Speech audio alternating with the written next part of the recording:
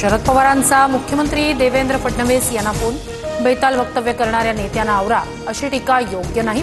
पडळकरांनी जयंत पाटील यांच्यावर केलेल्या वक्तव्याचा पवारांकडून निषेध। मुख्यमंत्री फडणवीसांकडून गोपीचंद पडळकरांना समज, भविष्यात चांगला नेता व्हायचा असल्यास अशा प्रकारची विधानं करणं योग्य नाही। फडणवीसांचा पडळकरांना सल्ला। अशी वक्तव्य न करण्याच्या मुख्यमंत्री फडणवीसांच्या फोनवरून सूचना। मी सूचनांचं पालन करेन, गोपीचंद पडळकर यांची प्रतिक्रिया।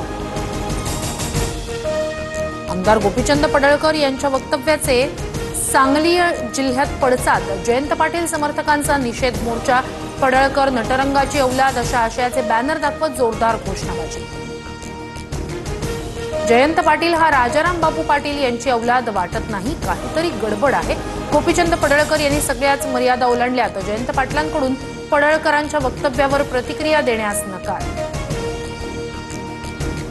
कुठल्याही व्यक्तीनं पातळी सोडून बोलू नये, सर्वांना जरेला कार्य करता येतं, पण तशी आपली संस्कृती नाही।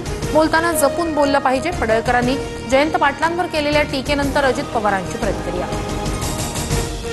मतभेद असावे, मनभेद नको। वैयक्तिक टीका कुणावर कुणी करू नये। सुसंस्कृतपणा दाखवल्याबद्दल मुख्यमंत्र्यांचे आभार। पडळकरांच्या जयंत पाटलांवरील वक्तव्यानंतर सुप्रिया सुळेंचं वक्तव्य। चुका होत असल्यास दुरुस्त कराव्या, नाहीतर मंत्र्यांना खुर्ची खाली करावी लागेल। राष्ट्रवादीच्या चिंतन शिबिरातून अजित पवारांचा निर्वाणीचा इशारा।